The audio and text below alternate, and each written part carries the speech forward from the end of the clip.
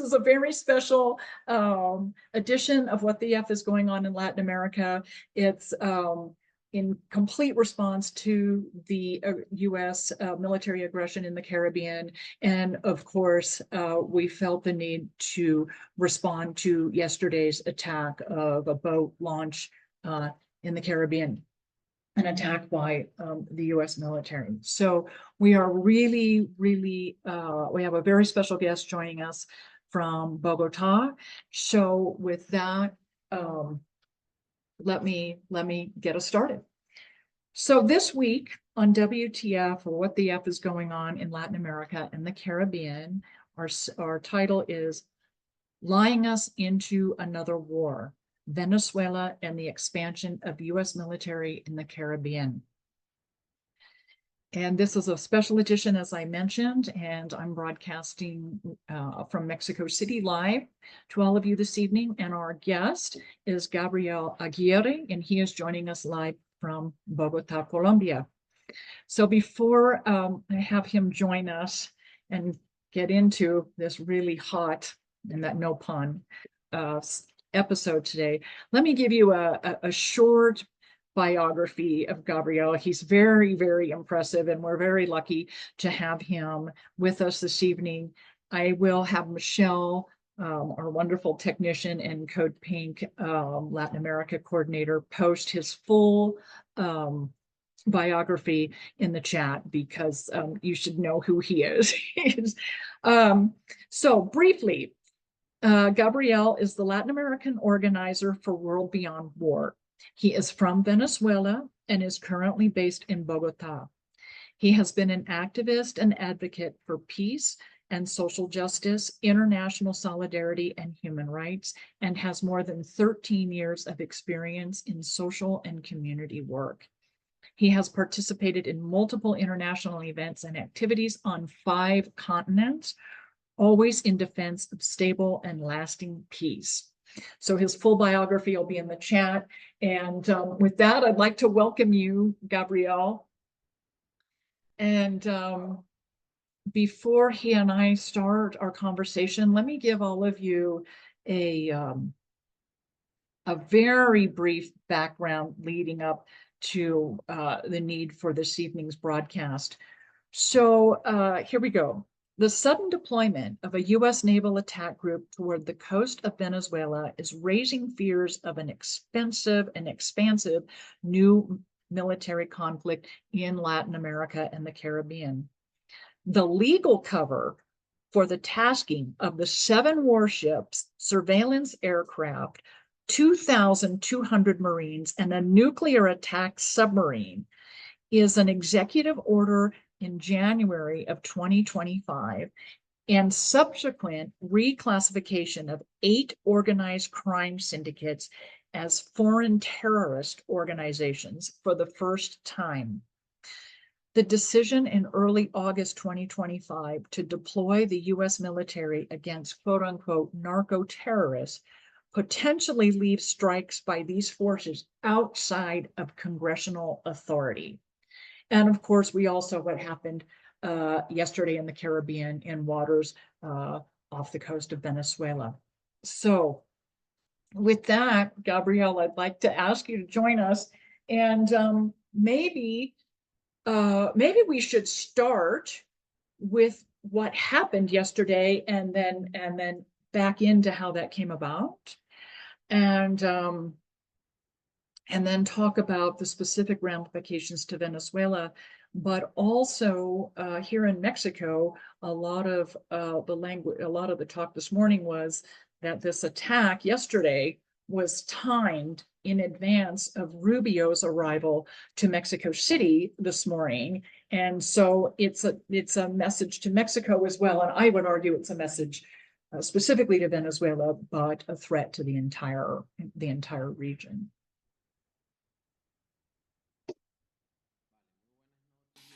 Good evening to everyone. Thank you very much to Terry and to Code Pink for extending this invitation to us to share part of these important reflections about what's going on, not only within the context of Venezuela, but in the case of Latin America as a whole. In particular, the unfortunate event that took place yesterday starts from this principle that they developing a dangerous argument based on a false narrative to justify the actions that are undertaken by the U.S. Army against Venezuela. The United States has the largest military expenditure in the world, with more than 223 military bases around the world. They are responsible of carrying out war and intervention in several parts of the world, and naturally, this situation and these false positives that they have been developed to justify their military interventions. And what we saw yesterday is the consequence of a chain of situations. It is good that you mentioned these events, Terry, because this narrative started to be developed trying to point out Venezuela. And I remember that it was mentioned that since in Mexico there are cartels taking fentanyl to the US was considering, and they think that they had the right to send drones to Mexican territory, and their justification is to combat the drug cartels. And after that, I would like to mention what happened. And like in the Wild West, they started to offer ransoms, to offer rewards, sorry, no ransoms. In this case, the Attorney General of the US announced the increase of a reward for the Venezuelan president, which is a very dangerous precedent in the realm of international relations, because a country like the US think they hold the right to enforce uh, the capture of a president of another country and to offer a reward. So we saw this unfortunate event, and the U.S. displayed unusually these warships in the Caribbean, this Fourth Fleet, since it was reactivated in 2008. The U.S. mentioned back then that it was a fleet that only had the purpose to provide help in the case of humanitarian disasters that may take place around the region. And in the documents,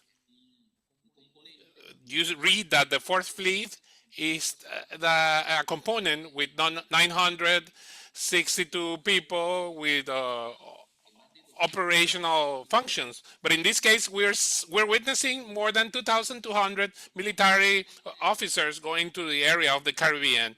And in addition to this, they have mobilized a large nuclear capacity warship, which is a new violation to an international treaty that was subscribed by the Latin American countries that are committing through this treaty to the non-proliferation of nuclear weapons. But this is connected to a previous fact.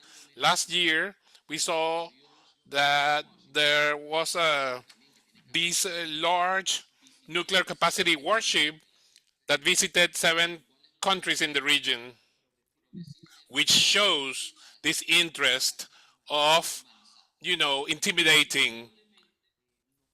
Undoubtedly, we have also seen how they displayed 2,000 missiles in an alleged operation against the cartels. And it has been announced, according to the most recent report published by the UN in 2025, that 85% of the drugs that move from Latin America to the US goes through the Pacific area of Colombia and Ecuador. Only 5% of the drugs that go to the US try to pass it through the Caribbean, the cartels. So it is clear the situation and shows the reality that we're talking about. Never a display of this magnitude was seen in the Caribbean, and yesterday, in a very particular manner, to trying to ornament what happened. There was like a boat that we don't know anything about. We don't know the origin. We don't know the internal structure, if the events even happened. So it was targeted with a missile using the forces present in the region, and it showed as an immediate fact. And in the narrative around this, we saw, okay, this was a boat with the presence of Trinidad members carrying an alleged load of drugs and departed from Venezuela. So they make three statements. And in order to prove these facts, well, look, you need to appeal to common sense. So if you want to neutralize a boat like that, with all the military display that you don't have to use a missile. So, look, we are witnessing a fact that we could call a false positive. And I insist on this idea because they are trying to develop a narrative to justify the presence of these troops in the Caribbean. Now, it is important to mention, Terry, and everyone that is here in this call, this whole display, this unusual display of the Fourth Fleet with the operational support of the Southern Command that is also supporting this mobilization in the Caribbean of troops is not only a threat against Venezuela. Venezuela is the key argument. This is a threat against all of the countries of Latin America that for a reason or another are not aligned with the US. They are not, if they are not subordinated to the US, because they are expecting the countries throughout the region to be subordinated to the US. And I love to speak about history. We started speaking about the fact that took place yesterday, but we need to mention that the US has never changed their Monroe Doctrine vision of the continent. They keep this doctrine, America for the Americans. This guides the foreign policy of the US throughout the continent. They think that Americans are only the US Americans, but no, we are part of this American continent, and we feel proud of it. And but we share common values throughout the region in general. So in general, there is no vision that we consider ourselves the backyard of anyone. In this continent, we have plenty of dignity. In this continent, we have plenty of history of resistance, of a rebel character. We fought very hard for freedom, but the US has a different idea. And there are different elements to mention because apart from this whole thing about the Monroe Doctrine that somehow guides the construction of the foreign policy of the US throughout the region, there is the manifest destiny theory. The US government thinks that they are meant by the providence to rule the world. And they think about Latin America as their effective area of influence. And then, you know, if we think about what Roosevelt said, that the US had the right of intervene directly in the affairs of the continent when they deem that their national interest is at risk. So there are three historical elements to mention, three historical components of the doctrine and the philosophy of the US and the way to conduct the foreign policy of the US in Latin America. And they continue to hold this position, this way of establishing relations with the continent. I'm going to stop now, and we are going to address other topics in the conversation. So now I give you the floor back. Oh gosh, that's a great overview. Thank you so much, Gabrielle. So I have a bunch of things to ask you to follow up with. Um, you mentioned the reward or bounty on Maduro. He was indicted in 2019, 2020.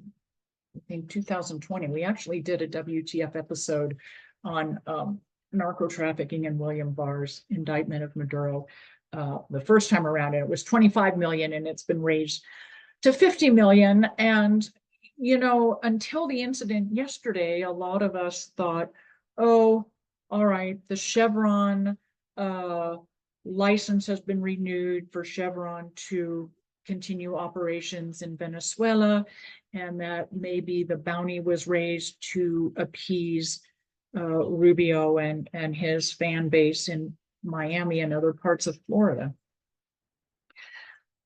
I will say in that regard, I had the opportunity to listen to Maduro's press conference Monday morning out of Caracas, and he was very clear multiple times, multiple times, that the problem with this US military presence, this aggressive doctrine towards Venezuela and elsewhere in the Caribbean, is Rubio. He was very clear.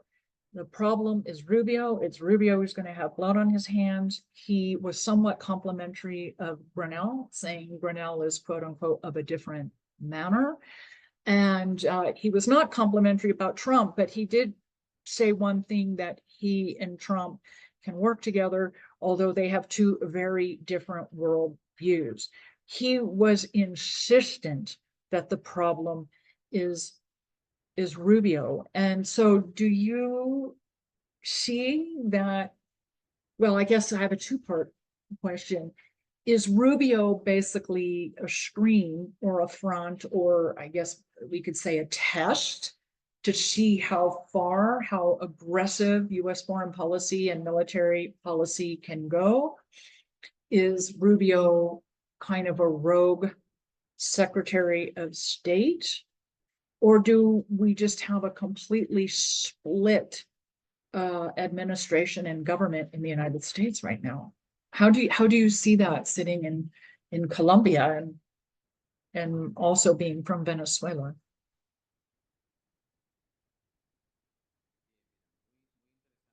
Very interesting questions. Let's remember that within the framework of the presidential campaign of Donald Trump, one of the arguments that were mentioned several times, and he repeated that when he took office, that they wanted to develop peace through force, imposing peace through violence, through force, is the peace of the cemetery, of the coffins, Pax Romana, the Pax Romana. A country imposes another their will, their vision of the world, their way of doing things. So the country needs to be following like the orders of the US. So this is what is guiding somehow this new administration of Trump, this second administration. I think Marco Rubio fits well in this logic of not showing himself as the soft arm or the negotiating arm, or to reflect a diplomatic vision through soft power of the US. No, he is another hawk that promotes war. We believe that we are currently living in a world that requires debates, that requires discussions, that requires agreements, that requires the construction of dialogue spaces, of negotiation spaces. In a world full of conflict, and this is the reality of the world we're living in, we need to look for different ways and different spaces to promote dialogue, to promote negotiation, to understand each other in our complex differences. from our ideological vision, from our political vision, from our social vision, we need to develop understanding spaces, because otherwise we are inevitably going towards a new world war. New world war, much more destructive than what we saw before during the Second World War. And we will end up involved in a fourth world war with stick and stones. A large amount of countries right now have nuclear weapons that put at risk the continuity of humanity. And simply, this type of conducting affairs are old-fashioned, where the diplomacy of weapons was used. So I show you my army. I put it in front of your country, and I demand you to follow my conditions and concessions. So if I don't obtain benefits as the aggressor, I'm going to take the determination to wage a war against you, to create a complicated situation to you, because this is a consequence of what was called during the first mandate of Donald Trump the policy of maximum pressure against Venezuela. A policy that implied the political and diplomatic isolation against the country, the basically the siege from the economic perspective. And as Donald Trump said back then, he was not ruling out any option against Venezuela. So he was including the military option. And that's what the US is doing. They are using sanctions, they are using isolation strategy, military threats. So Venezuela is facing the most significant threat in its history. Even if Venezuela in the past was targeted during the 20th century, blockades by European superpower, because the superpowers were always trying to impose their will. But what is the concrete fact that I would like to mention? And this is something that has been mentioned several times. We need to insist in this idea. The true reason of the whole aggression and the threat against Venezuela is not related with this narrative that Venezuela is organizing the TDA, or that in Venezuela there are cartels that are flooding with drugs the US. This is a false narrative. The true reason of the conflicts around the world, and it's important is to understand the military conflict. You need to ask a simple question. You need to visualize what strategic resources are present in a particular territory. And then you will understand what are the true reasons of this conflict. Everything else is just external conditions and ornaments that are used to justify these wars. And in the case of Venezuela, is the country with the largest oil reserves in the world, 293 billion barrels, the third reserve of gold in the world, gas, a country with a large diversity. So a small country in the heart of South America with energy resources, with mineral resources, with aquifers, impressive, and biodiversity resources. So it's a country that is appealing clearly to all the superpowers and the big corporations. And the US is well aware of this. So you have some countries interested in conducting business with Venezuela, but other countries such as the US simply want to take over an exclusive control of these oil reserves and, you know, control the strategic resources around the world. Oh, thank you. Well, so that leads me to The next question with the renewal of the Chevron license in Venezuela, and I think as the audience knows, with the sanctions on Venezuela, that there's very little industry or international industry and transnational corporations operating in Venezuela, and Chevron has been granted a license to, or a waiver to continue working in Venezuela, which is one of the things that Grinnell achieved, not Rubio. So let me ask you, with that oil waiver, that Chevron waiver,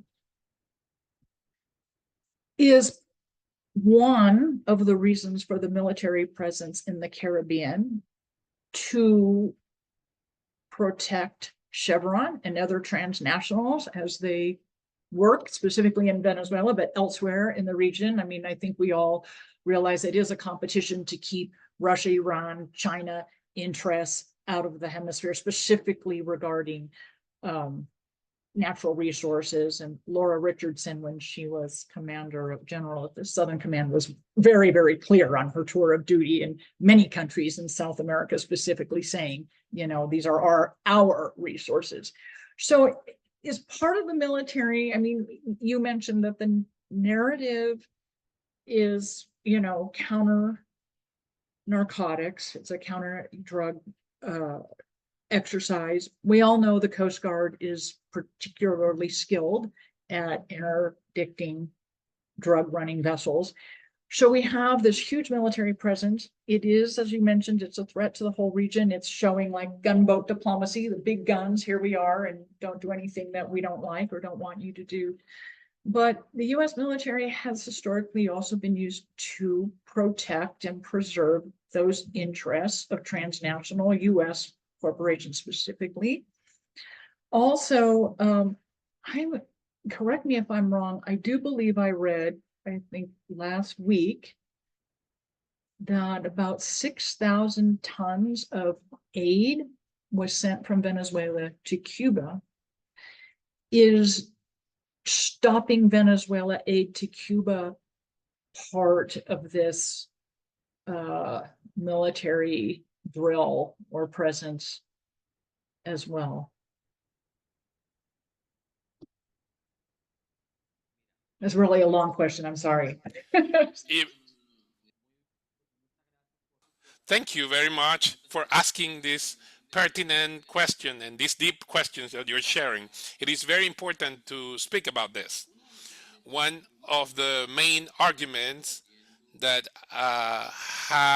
has been developed by the State Department alongside some actors of the Venezuelan opposition, this opposition that is simply following the instructions of the US, has been to weaken and to put an end to what they call the regime in Venezuela. And this would imply weaken other processes in the Caribbean, in Latin America, Cuba, Nicaragua. And not only they speak about these countries, but they also mention in their conversations Colombia, they mention Brazil, all those countries, Mexico also, all those countries where you have a different vision, not necessarily of direct contradictions to US policy, but where countries that simply are trying to defend their sovereignty, their resources, that demand respect to international law and respect to avoid non-interference in internal affairs. All those countries that somehow have dared to hold a different position, and from the logic of those who are conducting this policy against Latin America, because in the US there is not a monolithic vision of what policy to be implemented throughout the continent. You have different visions there in different spaces. In the Congress there is a vision, the State Department has a different vision, the Defense Department has a different vision. The presidency has a different vision. They may have coincidences in their common interest in getting a hold of these strategic resources. There are different ways of how to do that and different visions about how to do this. What I mentioned before, there are some open channels in diplomatic terms to trying to foster healthy relationships between the US and Venezuela. These diplomatic channels have been invalidated. There have been contradictions, political contradictions, and in the end, you see that the State Department or the presidency change the the discourse, but there are internal contradictions that they need to solve up there. We speak about the importance that the U.S. needs to understand that the policy towards the continent needs to be framed in respect towards sovereignty of non-interference in the internal affairs of countries. In the case of Cuba, for several years, we have witnessed for more than 60 years a criminal blockade against the Cuban people. They have been denied the arrival of medicines or food. They have blocked the accounts of the Cuban people to survive in a globalized economy. And simply, during all these years, we have seen how they have lost a large amount of resources, rendering their living conditions bad, of the Cuban people, that despite their limitations and difficulties continue to resist because they understand that the most important thing is to keep working on their own independent future beyond the discussions that they may have in different spaces, whether this political system is good or not, is the way that countries and societies decide their own future. And this is what happens in Venezuela as well. So clearly, blocking Venezuela, if you block Venezuela, logically, in a perverse logic like the one they have, you're also hitting economically other countries in the region. We as Latin Americans understand, and not only Venezuelans understand, all Latin Americans understand the a word, solidarity, solidarity among people. This solidarity is not understood by the US. They don't understand that. They don't understand that a country may send resources or money to other countries, a small island in the Caribbean, to a country that was hit by a hurricane, and seeing a country of Latin America sending tons of humanitarian aid or mobilizing people and resources to help to cope with this disaster. That word, solidarity among people, is not understood in the core of the US policy. And in Latin America, something that characterizes us is the solidarity among ourselves. Despite differences that we may have from the point of view of ideology or policy in different countries, we understand very clearly this principle. And there's another principle to highlight that we need to mention here. The Community of Latin American and Caribbean States, CELAC, that in 2014, during their meeting in Havana, declared that Latin America and the Caribbean should be a zone of peace. And what did the US did? Call to a meeting because they saw that throughout the region, all the countries were calling to stop the aggression against Venezuela, that troops need to be taken away from the Caribbean, and that Latin America was able to find necessary formulas to deal with the major challenges faced by our societies. If the US has a true interest of contributing or cooperating with the countries of our region, Well, they can simply use funds, means, formulas, help, aid to solve the large problems faced by Latin American and Caribbean societies. What are our main problems? Well, hunger, the access to free and high quality education, the access to health, access to housing, and many of these problems, many of these social rights are guaranteed precisely in those countries that they say are bad examples for the world. Venezuela is a country that, despite limitations, I think we lost the speaker for a second. He lost connection, I'm afraid. Let me check. Maybe what happened. He's back. Oh, So, he's back. Okay, thanks. system of public health for the benefit of all. So, this, of course, are references that we need to mention. Cuba has been successful in the realm of health. Mexico is also promoting social justice policy. Brazil as well. Colombia, where they have such a complex process, such as the process of peace with social justice. They have been for years trying to build a future that is better for their societies. So logically, this is outside the plans of the US. What they care about is resources. They speak about the resources of the region as if these were resources of the US. The Amazon, the lithium, it belongs to the US. The Venezuelan oil belongs to the US. That's what they think. That's the logic they promote. That's their vision. That's their vision. So we simply we will continue insisting in this idea in order to have a constructive relation with the US to stop this military madness in the world.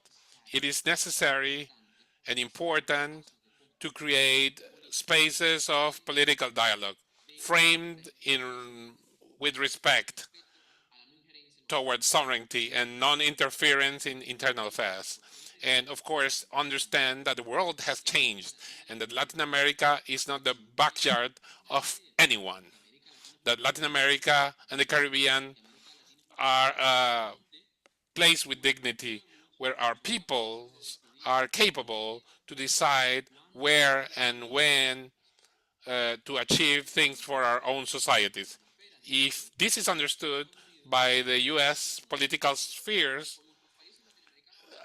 the relationship is going to be better. Now, if there is no understanding of this reality, we will continue to witness contradictions that may lead to conflict scenarios of promotion of wars in our continent and to spark fire in the prairie. And President Petro said this, and not only an aggression against Venezuela is not only an aggression against the country, but this is going to create an impact and the conflict may scale up to other countries such as Colombia, Ecuador, etc.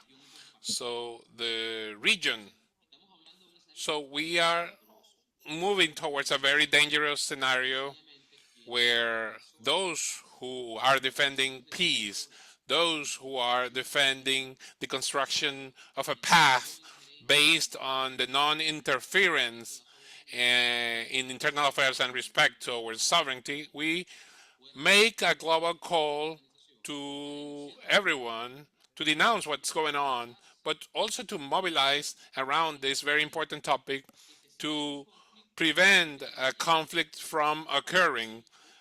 So to avoid that in the end, with time, and we need to remember what happened in Iraq a couple of years ago They said nuclear weapons were in the hands of Saddam, but they were never shown to the world. And go and see what's going on in Iraq. No political stability. Thousands of people died, thousands of children, of women died in Iraq. And the humanity didn't uh, demand accountability to the US because they were the ones to promote this narrative. And I remember this sad speech delivered by George Bush saying, God bless America. And at the end of the speech, he decided to mobilize troops to Iraq. We don't want to see that in Venezuela. We need to be capable as humanity to stop this madness and go back to the path of cooperation of construction. Oh, thank you. I have one thing I'd like you to comment on, but I also want the audience to know I do see your questions and comments in the Q&A, and they're all really good. So I have one thing, Gabriel, that I wonder if you can comment on quickly of mine, and then for all of you in the audience, we'll go to the Q&A because there's some great questions for you there too, Gabriel. So my thought is in listening to you and about, solidarity, regional solidarity and care and sovereignty being national sovereignty, and I would also argue natural resource sovereignty, which is opposed to the US basically saying, excuse me, your country is sitting on our oil. What is your sense of the unity within SELAC in this moment? I mean, we're looking, and I think it was in Monday's press conference as well, I believe Maduro asked SELAC to call for a meeting among the presidents and or foreign ministers. I mean, we're looking at outliers now like Argentina and Ecuador and Peru and Paraguay, I would argue also. So what is your sense of the unity within SELAC in this moment?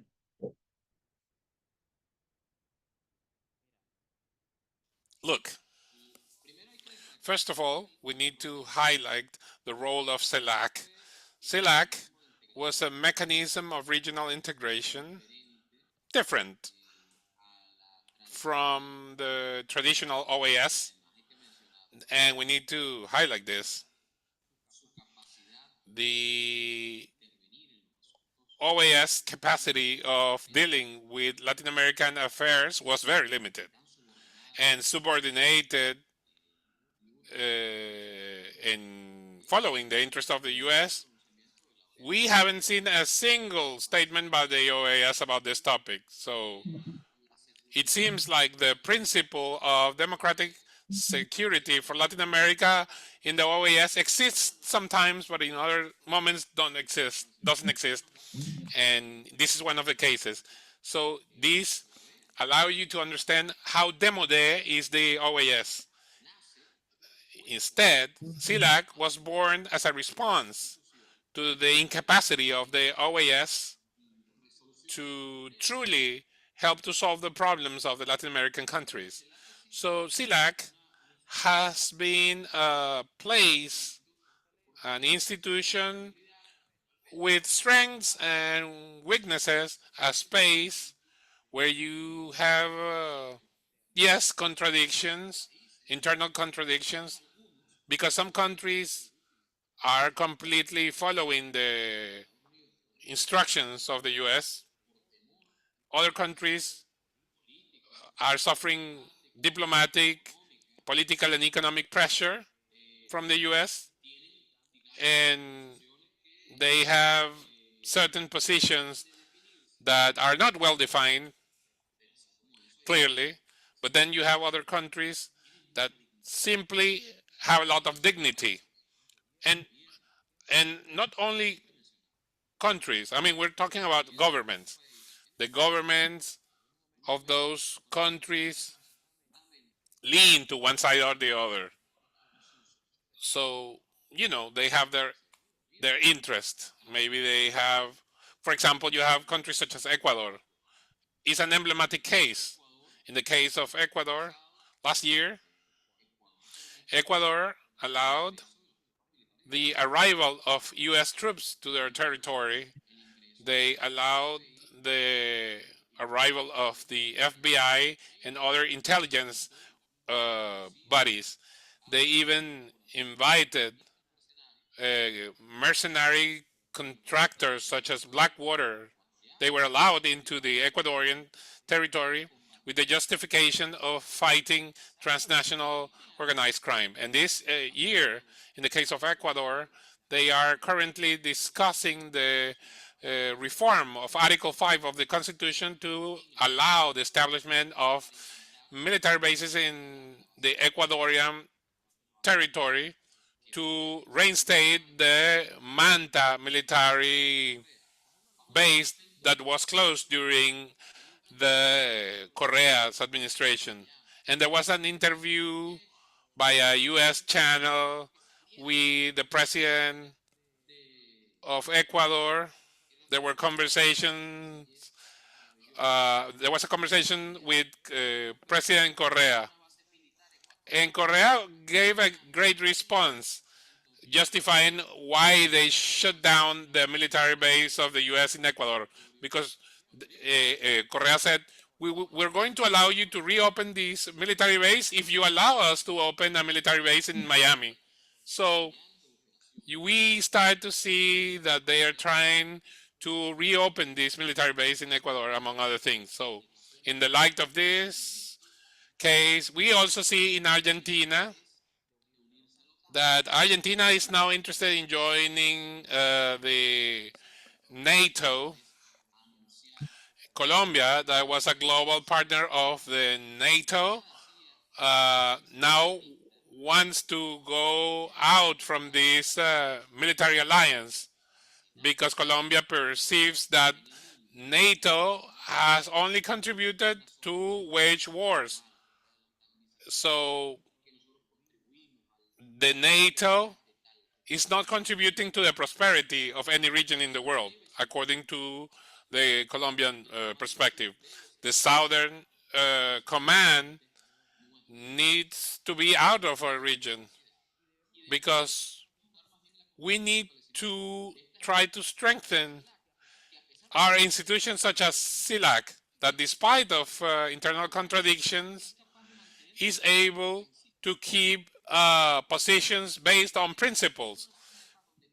These principles, such as keeping America Latina as a zone of peace, and many countries that are even aligned with US policy and may disagree with other governments of the region around certain issues, even if they disagree with certain positions, they don't want to see wars waged in the region that would put at risk the stability and the security of the region. Because simply, we see what is going on in the Middle East. We see what is going on in Africa. And we are not ignorant of these realities. I think that countries throughout the region, even if they are committed with the US and disagree with Venezuela and Nicaragua, they are going to keep a position of not wanting to see a war in the region. I remember there was a discussion in the OAS about applying the democratic charter against Venezuela. And many countries, even if they disagreed with Venezuela from their political position, most of the countries said that they disagreed with a military intervention, and that was the position they expressed in CILAC with different nuances, with different positions. I believe that the difference in divergence maybe allows us to find common grounds of becoming warrantors of peace, and that each country may develop their own political models without forgetting that peoples have memory and that peoples know what they need. But from the perspective of grassroots movements, we have a clear common position. This is a continent where we have dignity. Our dignity is not for sale. We are not going to be coerced. And even if there are threats, we are willing to be free. We have a long-standing history of resistance. We have a long-standing history of a vision that is truly based on not depending on any empire, of not being a colony.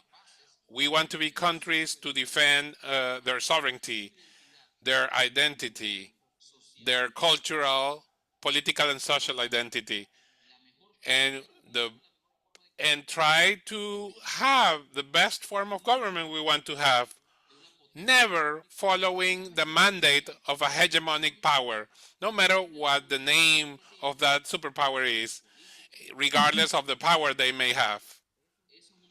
That's the common vision that I think we have in our countries, in our peoples. Thank you, Gabriel. I think uh, we have about 10 minutes left, and I've got a couple questions that are a little meaty, have some weight to them. So let's see how we do. But I first have to give a huge shout out, just so the audience is aware of this, that we have 3 Venezuelans working on this webinar this evening. Our tech support and Code Pink Latin American coordinator, Michelle Elner. Gabriel, as we introduced him, is from Venezuela. And I have to give a huge shout out to Velasquez Interpretation, who is doing a great job this evening. He is working from Argentina tonight, but he is Venezuelan also. So it's a very special episode, and I'm so thankful for all 3 of you, and I'm honored, to be part of this conversation and uplifting your native country and all of its achievements. And so that comment leads me into in the Q&A from Rachel in California. Hi, Rachel. Rachel is with Code Pink San Pedro in California.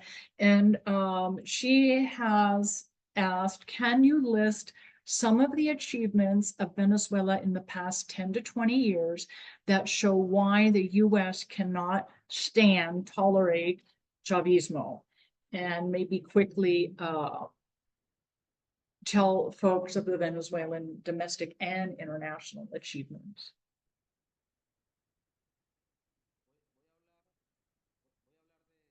I'm going to quickly speak about the achievements that we have had quickly.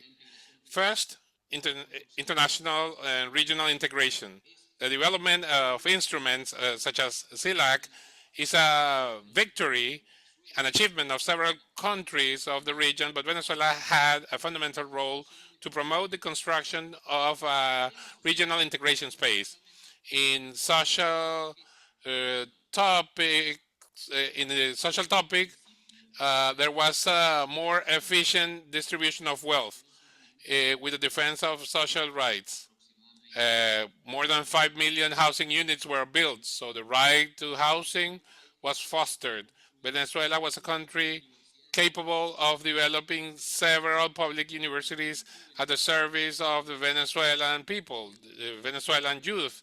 Now, studying in Venezuela is not a problem. Several years ago, there were strong fights of the juvenile movement for the right to study. Venezuela was able to develop a high quality health sector despite these sanctions. We have lived difficult moments, but Venezuelans have now the possibility of going to a public hospital. And despite the difficulties that you may see, you have the possibility to receive free care. So these are fundamental rights. the right to health, right to education, right to housing, the possibility of regional integration, and number of initiatives to reduce this social gap that existed in the country and try to rescue from poverty several Venezuelans. That was possible. Now, after the application of sanctions, certain things have happened, and we can meet again to speak about the impact of unilateral coercive measures against Venezuela. So there are many things to highlight, but I would like to mention the following: to put the immense wealth of Venezuela at the service of people, not at the service of corporations and multinationals. Yeah, touche. I wouldn't say that was a principal reason for sanctioning the oil, and to prevent all that money going back into the nation and its people. Thank you, Gabrielle. And then from Jeff, okay, this is kind of a tough question, but it's definitely in the moment of the threat we're seeing in the Caribbean. So let's close with this question and Gabrielle's answer. So Jeff's question is, Gabrielle, what would happen if US troops invaded Venezuela? I think we said opening there's 2,200 on the North Coast. I think Jeff says, I think it wouldn't go well for them, which is why I think it would be more or less missile strikes and I guess like a decapitation of leadership. And he's asking, what is your position on that? I mean, I personally would say, I don't see, having been to Venezuela many times, I don't see how 2,200 Marines could land on the North Coast and go get over the mountains and into Caracas. I just don't see that. I don't see that possible with that few troops, but Jeff's asking for your opinion. All of us. Look, I believe that in general, this is an unseen threat.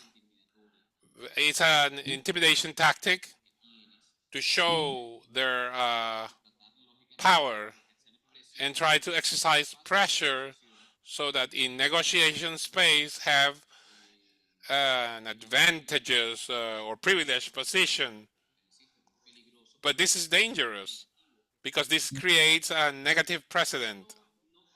So I don't want to start analyzing up to what extent of what would happen if there is actually a military intervention within the national territory. What I can say is that this would be crazy as hell and would trigger a major convulsion in terms of international relations in the world.